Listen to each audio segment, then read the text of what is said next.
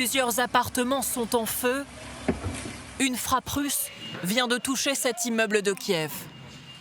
À l'intérieur, les secours tentent d'évacuer ces enfants et le reste des habitants.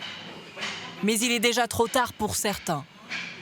Cette nuit, dans la capitale ukrainienne, 6 personnes sont mortes et plusieurs autres ont été blessées. J'ai été allongée dans mon lit. Il y a eu une forte explosion et j'ai reçu des éclats de verre. La fenêtre a volé en éclats, l'appartement entier, tout ce qu'il contenait a été détruit.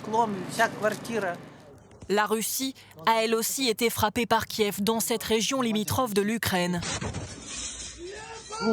Ici, un habitant filme cet immeuble frappé par un drone. Moscou dit en avoir intercepté plus de 200, alors que 3 personnes ont perdu la vie. Hier, le Kremlin rejetait la contre-proposition européenne au plan de Donald Trump pour mettre fin à la guerre. Un plan américain jugé largement plus favorable aux Russes, selon l'Ukraine et ses alliés. Il reste encore beaucoup de travail à accomplir ensemble. L'élaboration d'un document final est très difficile et nous devons tout faire avec dignité. Nous apprécions que la plupart des pays du monde soient prêts à nous aider et que la position américaine soit constructive.